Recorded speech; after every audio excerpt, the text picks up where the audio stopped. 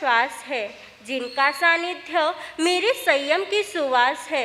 ऐसे गुरुवर्या श्री जी, महाराष्ट्र प्रवर्तिनी जी, डॉक्टरेट पूज्य श्री ज्ञान प्रभा जी महाराज साहब आदि समस्त चारित्र आत्माओं के चरणों में हम सभी की अनंत अनंत वंदना।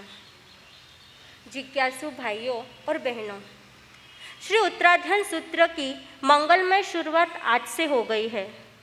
यह उत्तराध्ययन सूत्र प्रभु महावीर की अंतिम दिव्य ध्वनि है। प्रभु महावीर पावापुरी में विराजमान है। निर्वाण पर्व नज़दीक है। 18 देश के राजा एकत्रित हुए हैं और 16 प्रहर तक अस्खलित रूप से प्रभु ने अंतिम देशना फरमाई है। उस अंतिम देशना का, उस बहती हुई धारा का संकलन तो किया गया, लेकिन जितना संग्रहित हुआ उतना आज हमारे पास नहीं है। लेकिन जितना भी आज हमारे पास उपस्थित है वह हमारे लिए उस प्रभु का अंतिम देशना का एक दिव्य संदेश आज हमारे पास है और आज से उसकी शुरुआत हो गई है। प्रभु ने, हम बहुत से आगम में देखते हैं कि कहाँ पर भी गौतम स्वामी के प्रश्न है, कहीं जयंती श्राविका के प्रश्न है, प्रभु ने उनका समाधान दिया है। लेकिन उत्तराध्ययन सूत्र एक ऐसा आगम है जिसमें न तो प्रश्न उत्तर है, किसी ने प्रश्न पूछे हैं और भगवान ने उसका समाधान दिया है, लेकिन उत्तराध्ययन सूत्रों में तो प्रभु ने बिना पूछे ही, बिना याचना के ही प्रभु ने फरमाया है। तो यह हमारे लिए एक प्रसादी के रूप में उत्तराध्ययन सूत्र है। निर्वाण पर्व के पूर्व अंतिम देशना में प्रभु ने सुख विपाक और दुख विपाक के 55 अध्ययन फरमाए और पश्चात उत्तराध्ययन सूत्र की वाचना हमें दी है। सुख और दुख जीव किस प्रकार से भोगता है, इसका सारा वर्णन विपाक सूत्र के अंदर दिया हुआ है और उत्तराध्ययन सूत्र प्रभु ने उत्तर काल में फरमाया है। इसीलिए पश्चात फरमाने के कारण इसका अर्थयुक्त श्री उत्तराध्ययन सूत्र नामकरण हुआ है। उत्तर दिशा में, उत्तर में पहला शब्द है उत्तर। उत्तर यह मंगल रूप माना गया है। उत्तर दिशा भी एक मंगल रूप मानी गई है और इसीलिए उत्तराध्ययन सूत्र, इस मंगल सूत्र की जो नित्य प्रतिदिन स्वाध्याय करते हैं उनका जीवन भी मंगल रूप बन जाता है। इसीलिए जब जब भी आपको समय मिले ये उत्तराध्ययन सूत्र की प्रतिदिन स्वाध्याय हमारे घर में या स्थानक में होनी ही चाहिए। उत्तराध्ययन सूत्र प्रभु ने यह दिव्य ध्वनि अपने अंतिम समय में फरमाई है। इसीलिए इस उत्तराध्ययन सूत्र का हमारे जीवन में बहुत महत्व है। उत्तराध्ययन सूत्र में कहा जाता है कि कई गाथाएं और कुछ अध्ययन तो ऐसे हैं कि जिसकी स्वाध्याय करने पर हमारी समस्या का समाधान मिल जाता है। रामायण में जब जब भी संकट आते हैं तो कहते हैं कि सुंदरकांड का वांचन करो तो समस्या का समाधान मिल जाएगा। वैसे ही हमारे उत्तराध्ययन सूत्र में है। उत्तराध्ययन सूत्र की स्वाध्याय करने से ऐसे तो बहुत सारे संकटों के समाधान मिलते हैं, लेकिन 3 मूल बातें ऐसी है जिनकी प्राप्ति हमें होती है। सबसे पहली प्राप्ति होती है प्योरिटी ऑफ हार्ट, हृदय की पवित्रता की प्राप्ति होती है। दूसरा है maturity of heart, maturity of mind, हमारा दिमाग, हमारी बुद्धि विकसित होती है, बुद्धि का विकास होता है। और तीसरी मूल है हमारी सिक्योरिटी ऑफ सोल, हमारी आत्मा की सुरक्षितता, हमारी आत्मा की सुरक्षा हमें मिलती है। ये 3 बातें, यह दिव्य ध्वनि हमारे आत्मा की सुरक्षितता हमें प्रदान करती है। जीव की अनादि काल की भ्रांति है, उसे दूर करने के लिए यह दिव्य वाणी है। यह दिव्य वाणी हमारी सोई हुई आत्मा को जगाने वाली है। अनादि काल से जो मिथ्या भ्रांतियाँ, जो मिथ्या मान्यताएं हमारे भीतर में पड़ी हुई है, उसे तोड़ने वाली यह दिव्य ध्वनि है। यह दिव्य ध्वनि हमारे भीतर में रही हुई मान्यताओं को और मिथ्या रूपी मोह को मिटाने वाली यह दिव्य ध्वनि है। प्रभु ने उत्तराध्ययन सूत्र में 36 अध्ययन फरमाए हैं। कहीं पर प्रभु ने उपदेश देकर हमारी आत्मा को जगाने का प्रयास किया है, तो कहीं पर आचार और सिद्धांत की सूचनाएं हमें दी है, कहीं पर जीवन कैसे जीना है इसकी कला प्रभु ने बताई है, तो कहीं पर धर्म कथाओं के माध्यम से, कहीं पर उपदेश के माध्यम से प्रभु ने हमारी सोई हुई आत्मा को जगाने का प्रयास किया है। उत्तराध्ययन सूत्र के 36 अध्ययन है। हर अध्ययन का अपना एक महत्व है। सबसे पहला अध्ययन प्रभु ने विनय सूत्तम, विनय सूत्र यानी विनय का अध्ययन प्रथम फरमाया है। यहाँ पर एक चिंतन होता है कि प्रभु ने सबसे पहले विनय का अध्ययन क्यों फरमाया। जब हमारी साधना, हमारे धर्म का एक ही लक्ष्य है मोक्ष को प्राप्त करना, जब लक्ष्य मोक्ष को प्राप्त करना है तो सबसे पहला अध्ययन प्रभु ने विनय का क्यों फरमाया है। जैसे 33 करोड़ देवता में सबसे पहला स्थान गणेश जी का आता है, वैसे ही मोक्ष प्राप्त के लिए हमें विनय का प्रथम अध्ययन क्यों दे दिया है। तो प्रभु फरमाते हैं विनय यह हमारे आत्म सिद्धांत का, आत्म विकास का प्रथम चरण है। मुक्ति अगर प्राप्त करनी है तो उसका प्रथम स्टेप यदि कोई होगा तो वह है विनय।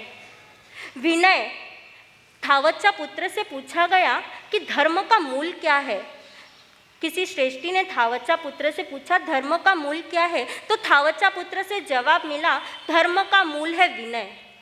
एक वृक्ष का जब मूल सुरक्षित रहता है तो वह वृक्ष सबकी आकर्षण का केंद्र बनता है, वह हरा भरा वृक्ष, उस पर रसदार फल लगते हैं। वैसे ही हमारी साधना और आराधना का मूल यदि कोई है तो विनय। विनय यदि हमारे जीवन में सुरक्षित रहेगा तो बाकी के सभी सद्गुण आएंगे और मोक्ष की ओर हमारा प्रयाण भी निश्चित रूप से हो सकता है। इसीलिए प्रभु ने विनय का प्रथम अध्ययन फरमाया है। दूसरा अभ्यंतर तब भी विनय है। विनय आत्म विकास का प्रथम चरण है, मुक्ति का प्रथम स्टेप विनय है। इसीलिए प्रभु ने विनय का यह प्रथम अध्ययन फरमाया है। विनय, विनय का अर्थ है समर्पण भाव। समर्पण भाव यानी कि अपने मस्तक को झुकाना, अपनी पूरी बॉडी से गुरु के प्रति समर्पण भाव, यह होता है विनय। आपने भी बहुत बार मस्तक झुकाए हैं। हमारा कदम कदम पर हमने सभी लोगों के सामने मस्तक झुकाए हैं। कभी लोभ के कारण हमने अपना मस्तक झुका दिया, तो कभी डर के कारण हमारा मस्तक झुक गया। किसी चीज़ को पाने के लिए या सुख सुविधा संपत्ति पाने के लिए कितनी ही बार हमने कितने लोगों के सामने मस्तक झुका लिया है। लेकिन प्रभु फरमाते हैं यह मस्तक झुकाना हमारा लौकिक विनय हो गया, हमारा लौकिक विनय हो गया। बहुत सारे विनय के भेद बताए हैं, उसमें से 7 भेद प्रभु ने फरमाए हैं। पहला भेद तो हो गया लौकिक विनय और 6 भेद है लोकोत्तर विनय। हमें इस लौकिक विनय से लोकोत्तर विनय में प्रवेश करना है। लोकोत्तर विनय में आता है ज्ञान, दर्शन, चारित्र, मन, वचन और काया। यह हमारा लोकोत्तर विनय है। सबसे पहला है ज्ञान विनय। ज्ञान विनय यानी कि जो ज्ञान है और ज्ञान के प्रति हमारा बहुमान प्रकट करना, यह हो गया ज्ञान विनय। दर्शन विनय यानी कि जिसके पास सम्यक दृष्टि है उनके सामने हमारा बहुमान हो जाए, हमारा मस्तक उनके सामने झुक जाए, यह हो गया दर्शन विनय। चारित्र विनय, अब छोटी छोटी जो भी धार्मिक क्रिया करते हो उसमें बहुमान आ जाए तो यह हो गया हमारा चारित्र विनय। मन, वचन, काया की अशुभ प्रवृत्तियों को छोड़कर शुभ प्रवृत्तियों में इनका योग हो जाए, वह हो गया हमारा मन, वचन और काया विनय। इस प्रकार ये लोकोत्तर विनय हमारे जीवन में आएगा तो ही हम विनय के क्षेत्र में आगे बढ़ पाएंगे। प्रभु ने इस अध्ययन में विनय की परिभाषा तो नहीं बताई है, लेकिन विनीत शिष्य कैसा होता है और अविनीत शिष्य कैसा होता है उसके लक्षण जरूर बताए हैं। कि एक विनीत शिष्य के लक्षण क्या है, तो सबसे पहला लक्षण प्रभु ने फरमा दिया आना निर्देश करे। जो गुरु की आज्ञा को, निर्देश और सूचना को पालन करता है वह विनीत शिष्य कहलाता है।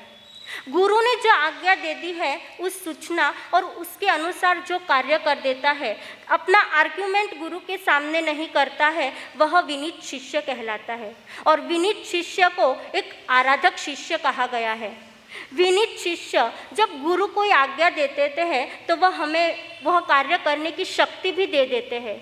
इसीलिए कहा है गुरु की आज्ञा का हमें पालन करना है। एक बार की बात है, विनीत शिष्य ऐसा होता है कि जो असंभव कार्य को भी संभव कर पाता है।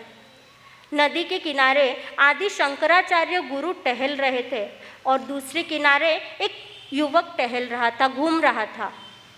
आदि शंकराचार्य ने उस शिष्य को, उस युवक को इशारा करते हुए कह दिया कि इधर आ जाओ। अभी युवक सोच रहा है कि गुरु ने मुझे इशारा तो कर दिया नदी के उस पार आने के लिए, लेकिन यहाँ पर तो कोई नाव नहीं है, मैं जाऊँ तो कैसे जाऊँ।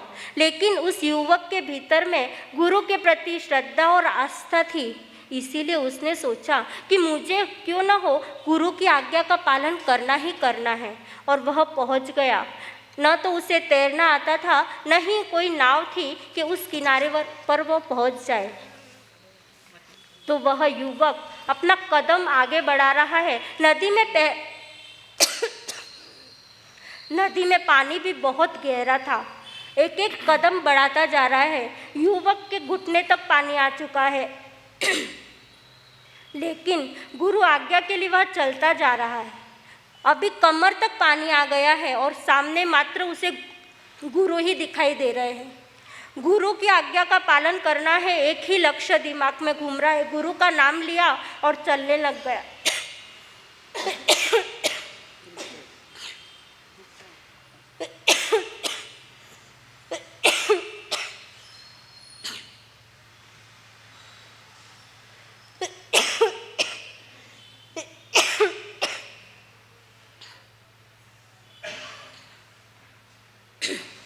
मात्र एक ही नाम है कि मुझे गुरु की आज्ञा का पालन करना है, और चलता जा रहा है। कमर से बढ़ते बढ़ते एक एक कदम जैसे बढ़ाता जा रहा है, पानी भी नदी का बढ़ता जा रहा है। अभी तो उसके कंधों तक पानी आ चुका है। कंधों तक पानी आया। गुरु ने देखा कि युवक के कंधों तक पानी आ चुका है और गुरु ने एक महती नज़र से उस युवक को देखा और एक प्यार भरी छोटी सी स्माइल दी। छोटी सी स्माइल, वह युवक, उस स्माइल को देखकर उस युवक को ऐसा महसूस हुआ कि मानो मेरे गुरु ने मुझे बहुत सारे आशीर्वाद दे दिए और बहुत सारी शक्ति मुझ में भर दी है। एक नए जोश के साथ वह फिर से आगे बढ़ते जा रहा है। और गुरु ने जैसे ही उसे स्माइल दी थी बंधु, उसने पैर उठाया और अचानक उसके पैर के नीचे कमल आ गया। वह अब एक एक पैर आगे रखता जा रहा है और उसके जैसे जैसे वह पैर रखता है उसके पैर के नीचे कमल आते जा रहे हैं। इस प्रकार वह कमल पर पैर रखते रखते उस किनारे पर पहुंच गया और गुरु के पास जाकर उनके चरणों में झुक गया। गुरु ने कहा, कैसे आए तुम यहाँ पर? तो गुरु से कहता है वह युवक कि गुरुदेव, आपकी कृपा से आया हूँ। ऐसा नहीं कहा कि मेरे पुण्यवाणी से मैं इधर आया हूँ। गुरु के चरणों में समर्पित हो गए। वहाँ पर उनकी दीक्षा होती है और श्री आदि शंकराचार्य के 4 शिष्य हो गए थे। उसमें से यह महत्वपूर्ण शिष्य है, उनका नाम रखा गया पाद पद्माचार्य। क्योंकि पैर के नीचे कमल आ चुके थे, इसीलिए उनका नाम रखा पाद पद्माचार्य। तो यह होती है गुरु की शक्ति, गुरु की आज्ञा का पालन करने का अंजाम। जो गुरु की आज्ञा का पालन कर देता है उसमें इतनी सारी शक्तियाँ और उपलब्धियाँ उसे प्राप्त हो जाती है। यह होता है विनीत शिष्य का पहला लक्षण। दूसरा लक्षण प्रभु ने फरमाया है, गुरुणमुव वाय कार्य, यानी कि जो गुरु के सानिध्य में रहकर, उनके निकट रहकर तन और मन से उनकी सेवा करता है। बंधुओं, परमात्मा का परिचय कराने वाले अरिहंत होते हैं। परमात्मा का परिचय कराने वाले अरिहंत होते हैं, लेकिन अरिहंत का परिचय कराने वाले तो गुरु ही होते हैं। और ऐसे गुरु के सानिध्य में रहकर जो तन और मन से उनकी सेवा कर देता है वह विनीत शिष्य कहलाता है।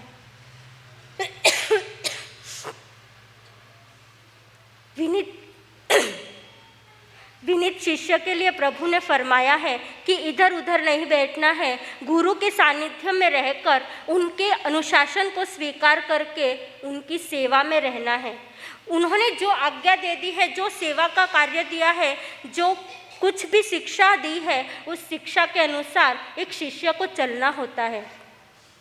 शिष्य यदि गुरु की आज्ञा का पालन नहीं करता है, गुरु की दी गई हित शिक्षा को वह यदि नज़रअंदाज कर देता है तो वह अविनीत शिष्य कहलाता है। इसीलिए प्रभु ने फरमाया है कि जो विनीत शिष्य गुरु की दी हुई शिक्षा को प्रसन्नता से स्वीकार कर देता है, वह क्रोधी गुरु को भी शांत कर देता है। और जो अविनीत शिष्य अपने शांत गुरु की दी हुई हित शिक्षा को भी ग्रहण नहीं करता है, उल्टे जवाब देता है, क्रोध करता है उन पर, तो फिर वह अपने गुरु को, अपने जो शांत गुरु है उनको भी क्रोधी बना देता है। तीसरा लक्षण विनीत शिष्य का प्रभु ने फरमाया है इंगियागार संपन्न, अर्थात जो गुरु की बॉडी लैंग्वेज को देखकर एक शिष्य समझ सकता है, उसके इशारों को समझ लेता है, वह शिष्य इंगियागार संपन्न कहलाता है। जैसे यदि गुरु घड़ी की ओर देख रहे हैं या शिष्य को कोई काम करना है या नहीं करना है, उसके लिए शिष्य को आज्ञा दे देते हैं, मस्तक हिला देते हैं, तो उस छोटे छोटे इशारों को जो शिष्य समझ लेता है, वह शिष्य इंगियागार संपन्न होकर विनीत शिष्य कहलाता है। एक बार की बात है, अकबर की सभा में एक अमीर खुसरो नाम के एक शिष्य हो गए, जो दिल्ली से अपने गुरु निजामुद्दीन के पास जा रहे थे। गुरु ऐसे थे कि सर पर छप्पर नहीं और खाने के लिए खप्पर नहीं, ऐसे फ़कीर गुरु थे। और उन गुरु के पास एक बार एक व्यक्ति आया और कहने लगा, फ़कीर जी, मैं बहुत गरीब हूँ, मेरे बेटी की शादी है, आपके पास तो बहुत बड़े बड़े लोग आते हैं, मुझे कुछ दिलवा दीजिए तो आपका बड़ा उपकार होगा और मेरी बेटी की शादी भी आराम से हो जाएगी। फ़कीर जी ने कहा, ठीक है, तुम बैठ जाओ, देखते हैं कोई आता है तो। और उस दिन हुआ ऐसे कि उस फ़कीर जी के पास एक भी व्यक्ति नहीं आया। वह जो व्यक्ति मांगने के लिए आया था, वह दिन भर उधर ही बैठा रहा। इसीलिए वह दूसरे दिन भी रुक गया ताकि फ़कीर जी के पास से मुझे कुछ मिल जाए। दूसरे दिन जब वह व्यक्ति जाने लगा तो फ़कीर जी ने कहा, हे खुदा, तेरे दरबार से कोई खाली हाथ कैसे जा सकता है। तो इतना कहकर उन फ़कीर जी ने अपने जो खड़ाऊ थे, जो जूते थे, वह जूते उस आगंतुक व्यक्ति को दे दिए और कहा, जा ये ले जा और तेरा काम हो जाएगा। वह आगंतुक व्यक्ति सोच रहा है, इन जूतों का मैं क्या करूँगा, मुझे तो बेटी की शादी के लिए राशि चाहिए थी, लेकिन इन्होंने खड़ाऊ दी है। ठीक है, जैसा भी जो मिला है, वह आगंतुक व्यक्ति ने खड़ाऊ उठाए और चल दिया अपने रास्ते से। सामने से देखा तो अमीर खुसरो आ रहे थे अपने गुरु से मिलने के लिए। अमीर खुसरो को एक सौरभ आ रही थी कि मेरे गुरु की सौरभ मुझे यहाँ तक आ रही है। उस व्यक्ति के हाथ में जब अपने गुरु के खड़ाऊ देखे, जूते देखे, तो वह बात समझ गया कि ज़रूर यह मेरे गुरु से मिलकर आ रहा है। तो उस व्यक्ति से पूछा कि क्या बात है, तुम मेरे गुरु से मिलने के लिए गए थे। तो उस व्यक्ति ने सारी बात अमीर खुसरो के सामने रख दी कि ऐसा हुआ था, इसलिए मैं गया था। अमीर खुसरो गुरु के इशारे को समझ गए और वह उस दिन 7 ऊँटों से भरा हुआ हीरे जवाहरात आदि का खजाना लेकर आ रहे थे अपने गुरु के पास। उस व्यक्ति से कहा कि ये खड़ाऊ मुझे दे दो, और उसने भी दे दिए। और जो अपने साथ 7 ऊँटों का खजाना लाए थे, वह उस आगंतुक व्यक्ति को देकर अपने गुरु के जूते उस अमीर खुसरो ने ले लिए और गुरु के जूते सर पर रखकर गुरु के सानिध्य में पहुंच गया। गुरु को भी यह समझते हुए देर नहीं लगी कि यह मेरा शिष्य, इसने आज क्या किया है।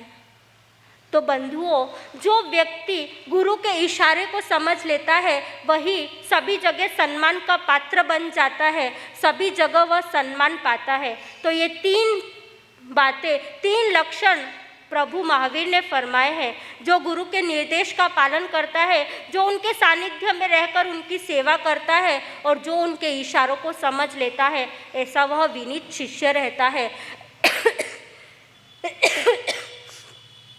ऐसा विनीत शिष्य जहाँ कहीं पर चला जाता है वह सम्मान का पात्र बन जाता है और उपलब्धियाँ सिद्धियाँ उसके कदम को चूमने लगती है। और दूसरी तरफ प्रभु ने फरमाया है कि जो अविनीत शिष्य रहता है, जो विनीत शिष्य से विपरीत आचरण करता है, वह अविनीत शिष्य रहता है। इसके लिए प्रभु ने एक बहुत ही सुंदर उदाहरण देकर समझाया है। एक सड़ी हुई कान की कुतिया जो किसी के घर के बाहर भी चली जाती है तो लोग उससे अपमानित करके यहाँ वहाँ भेज देते, लेकिन अपने घर के सामने उसे बैठने नहीं देते। वैसे ही जो अविनीत शिष्य रहता है वह सभी जगह अपमान का पात्र बनता है। वह कहीं पर भी खुश नहीं रह सकता है, न ही अपने गुरु को वह प्रसन्न रख सकता है। इस प्रकार यह विनीत शिष्य की बात बताने के बाद प्रभु ने फरमाया है कि जो एक विनीत शिष्य की समाचारी कैसी होती है। एक विनीत शिष्य को ज़्यादा नहीं बोलना है और गुरु की आशातना से बचना है। गुरु की आशातना से बचने के लिए छोटे छोटे सूत्र हमें प्रभु ने फरमाए हैं कि गुरु अगर हम बैठे होते हैं और गुरु अगर आकर हमसे कुछ पूछते हैं तो उससे जवाब देने के लिए शिष्य को खड़े होना है। गुरु यदि पधारे तो उनकी सेवा में खड़े रहना है, उनका स्वागत करना है। गुरु के आसन से आसन मिलाकर हमें नहीं बैठना है। गुरु यदि पूछते हैं तो अपने आसन से अपनी शैया पर बैठे बैठे जवाब नहीं देना है। हमें यदि गुरु से कुछ पूछना है तो उनके समीप जाकर पूछना है। ऐसे छोटे छोटे रूल्स प्रभु महावीर ने हमें आशातना से बचाने के लिए दे दिए, क्योंकि बंधुओं गुरु आशातना बहुत भयंकर होती है और गुरु आशातना करने वाला शिष्य इस 4 गति में 84 लाख में हमेशा भटकता रहता है। इसीलिए प्रभु ने हम पर महती कृपा करके ये छोटे छोटे रूल्स हमें दे दिए हैं।